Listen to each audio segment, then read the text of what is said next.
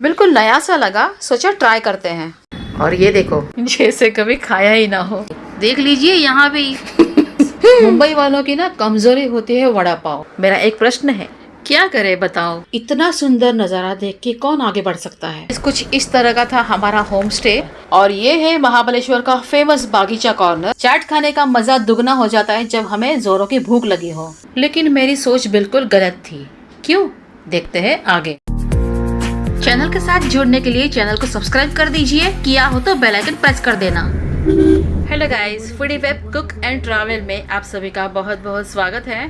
तो पिछली वीडियो में हमने देखा कि हम एक्सप्लोर करना चाहते थे कोई सुंदर सा लोकेशन महाबलेश्वर पंचगिरी में, जहां पर हम कैंपिंग कर सके और नेचर के साथ, कुदरत के साथ थोड़ा सा हमारा वक्त बिता सके। एक प्यारे से सुंदर से लोकेशन पर हमने गाड़ी को रुकाया और वहां पर साथ मिलकर खाना बनाया और नीचे जमीन पर घास पर बैठकर हमने खाना खाया। बहुत ज्यादा अच्छा लगा, हमें अच्छा एक्सपीरियंस था। इनफैक्ट कई सालों से हम ऐसा कुछ करना चाहते थे लेकिन मौका नहीं मिल रहा था। खाना खाने के बाद वहां पर और थोड़ा सा वक्त बिताया और फिर हम पहुंच गए सनसेट पॉइंट पर। सनसेट पॉइंट के वहाँ पर देखा तो बहुत ज़्यादा गाड़ियाँ लगी हुई थी, तो हमने सोचा थोड़ा सा आगे ले लेते हैं गाड़ी, ताकि वापसी में हमें गाड़ी घुमाना इजी पड़े। तो अब देखते हैं आगे। नहीं हाँ। ऐसी जगह पर जहाँ हम पब्लिक प्लेस पर आए हैं, एंजॉय करने आए हैं, वैसी हालत में भी इनका फ़ोन चालू था। फिर हम लोग ने उन्हें बोला कि फ़ोन कम से कम पब्लिक प्लेस पर तो बंद रखा करो, ये वाइब्रेट पर रखा करो। क्या करे बताओ, काम छूटे तो ना। वीडियो देखने वाली मेरी सखियों को मेरा एक प्रश्न है, क्या आपके घर में भी यही हाल है? मुझे कमेंट करके बताना।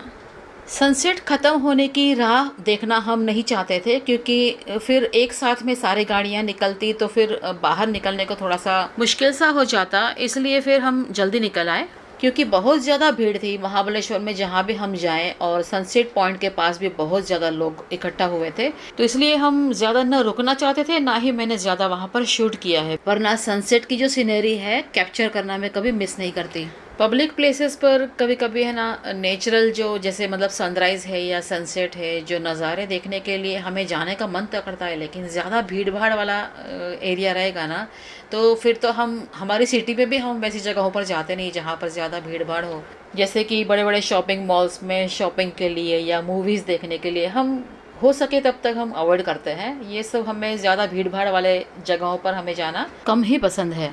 गाइज, एक मेरा निवेदन है आपसे, एक रिक्वेस्ट करना चाहूँगी कि मेरी वीडियो में हम जो भी मैं बातें करती हूँ आप लोगों से, जो भी मैं शेयर करती हूँ, उन सभी बातों के रिलेटेड आपके जो आइडियाज़, व्यूज़ या आपकी जो भी सोच है ना, आप मुझे कमेंट सेक्शन के द्वारा बताइएगा। इवन आपके जीवन में भी मेरी कही बातें अगर रिलेट करती है तो आपका एक्सपीरियंस आप मुझे कमेंट सेक्शन के द्वारा शेयर कर सकते हैं, मुझे पढ़ के अच्छा लगेगा।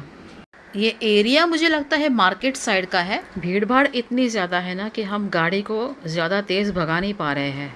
लगभग आधा घंटा जितना ड्राइविंग करने के बाद में रोड थोड़ा सा खुला मिल गया हमें।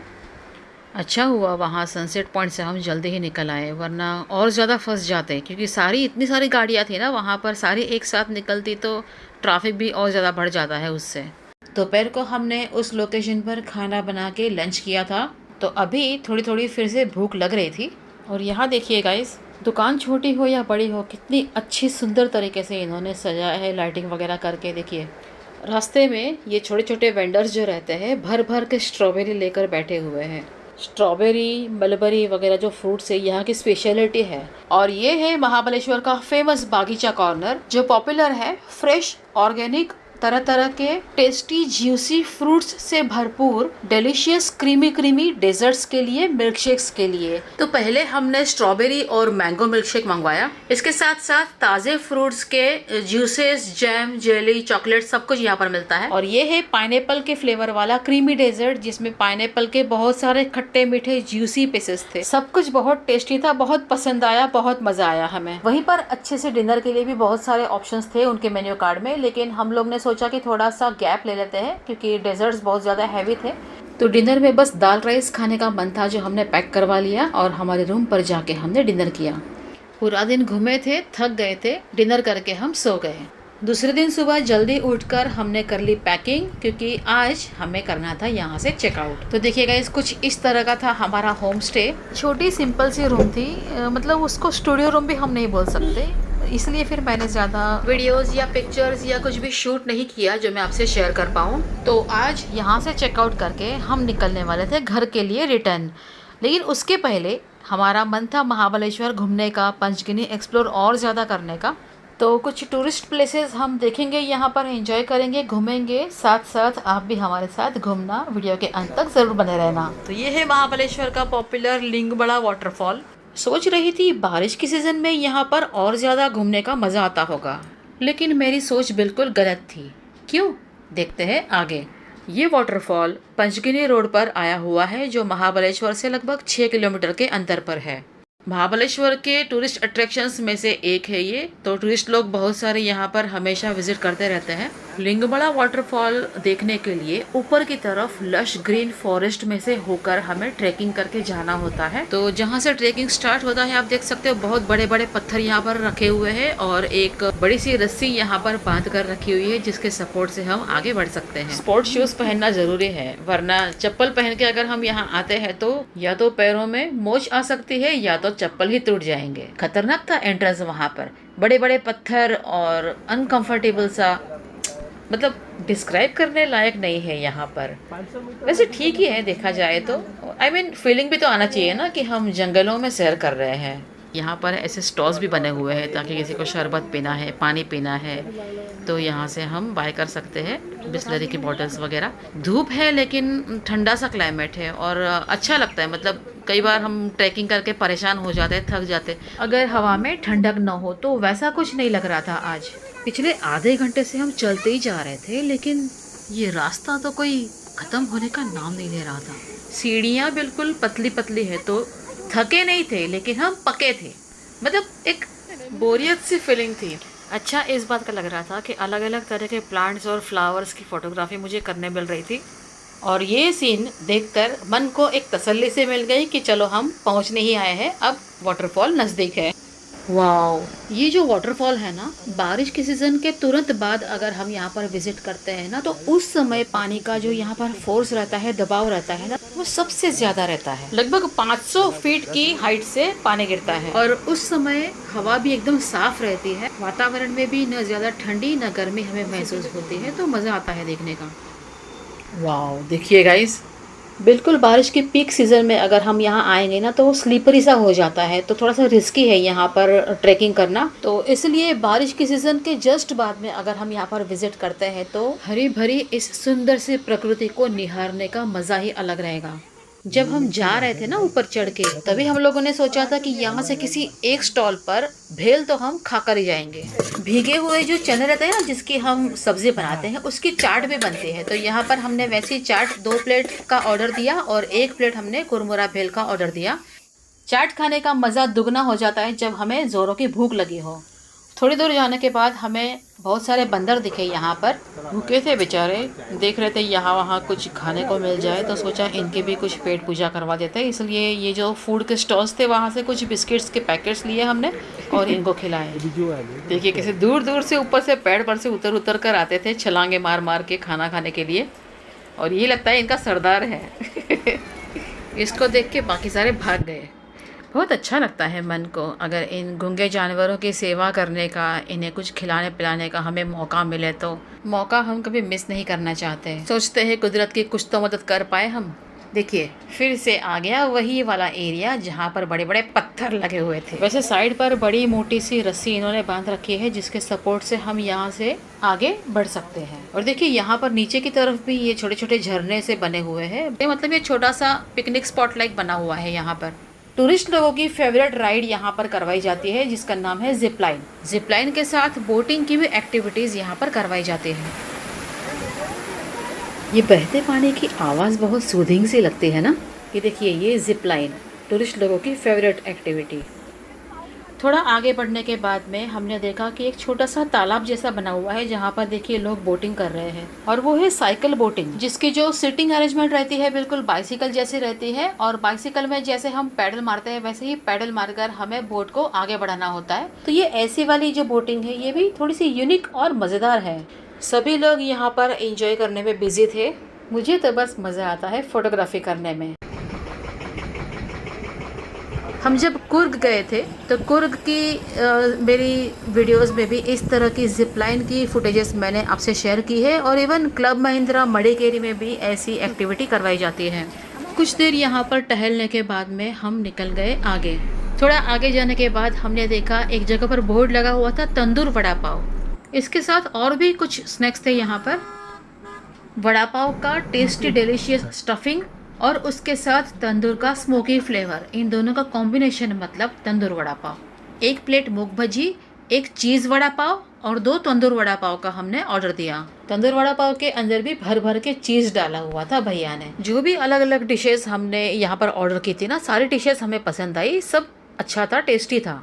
एक्चुअली सुबह जब हम निकले ना तभी हमने ये डिसाइड किया था कि आज हम किसी अच्छे से रेस्टोरेंट में लंच ही कर लेंगे अच्छे से, ताकि और कुछ जंक फूड या स्ट्रीट फूड खाने का मन ही ना करे, क्योंकि घर पहुंचने में रात होने वाली थी। लेकिन क्या करेगा, इस मुंबई वालों की ना कमज़ोरी होती है वड़ा पाव।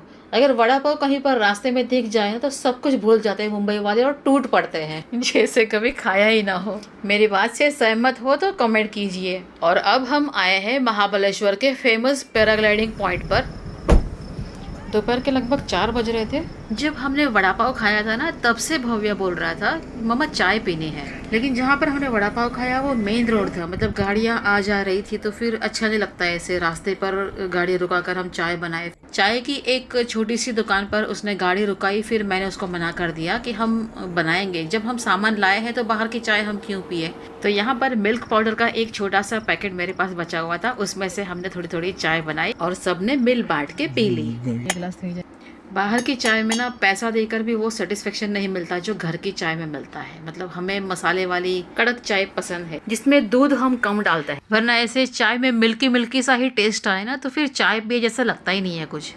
सनसेट का टाइम नज़दीक आ रहा है और ये देखो, ये पहले बोल रहा था मुझे सनसेट का शूट नहीं करना। सनसेट की तो कई सारे क्लिप्स हैं मेरे पास, आज कोई ज़रूरत नहीं है। हाँ, और फिर ऐसे दौड़ के आया जब उसने देखा कि थोड़ी ही देर में सनसेट होने वाला है, तो दौड़ के आया, ट्राइपॉड वगैरह निकाला, कैमरा वगैरह सेट किया और रेडी हो गया। तो ऐसा रहता है, मतलब खुले नेचर के, खुले आसमान के नीचे हरियाली की या पंछियों की, सनसेट या सनराइज की कितनी भी चाहे हमारे पास वीडियोस हो, फुटेजेस हो ना, मन की लालसा कभी ख़त्म नहीं होने वाली। देख लीजिए यहाँ भी यही तो कुदरत का जादू है जो छाया हुआ है आजकल सभी पर। चाय का आनंद उठाते हुए हमने सनसेट भी देख लिया और निकल गए, क्योंकि अभी घर पहुंचने में और 5-6 घंटे लगने वाले थे। तो सोचा एटलीस्ट अंधेरा होने से पहले हम महाबलेश्वर का जो घाट है वो तो नीचे उतर जाएं। गाड़ी स्टार्ट की थी लेकिन इतना सुंदर नज़ारा देखने के बाद कौन आगे बढ़ सकता है। गाइस देखिए कितना ब्यूटीफुल नज़ारा है ये। पैराग्लाइडिंग की ये एक्टिविटी तो वैसे सापुतारा में भी हमने बहुत ज़्यादा देखी, बहुत ज़्यादा एंजॉय किए ये नज़ारे सापुतारा में हमने। लेकिन बताया ना मैंने कि ये जो नज़ारे हैं ना, कितने भी चाहे आप देख लो मन नहीं भरेगा। थोड़ा आगे बढ़ते रुकाते, फिर आगे बढ़ते फिर रुकाते, ऐसे करते करते आखिर मन पर काबू करके हमें निकलना ही पड़ा। एक बार घाट हमने पार कर दिया ना, फिर इतना ज़्यादा ड्राइविंग का टेंशन नहीं रहता। और अभी कुछ ही देर पहले सनसेट हुआ है, तो अंधेरा होने से पहले हम घाट तो एटलीस्ट उतर ही जाएंगे। देखिए कितने सुंदर सुंदर नज़ारे हैं गाइस। मतलब गाड़ी के अंदर बैठे हो चाहे गाड़ी के बाहर रुको, अलग ही मज़ा है इन नज़ारों को निहारने में। ये घाट वाले टेढ़े मेढ़े रास्ते, एक तरफ पर्वत और दूसरी तरफ ये सुंदर सा वैली व्यू, कहना ही क्या।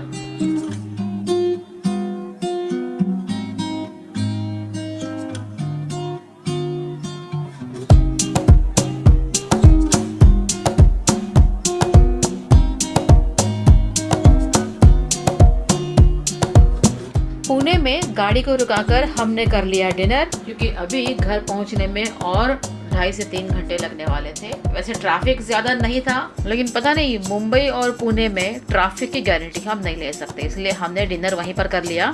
सो गाइज, यहाँ पर मेरी तापोला, महाबलेश्वर और पंचगनी की ट्रैवल सीरीज हुई पूरी।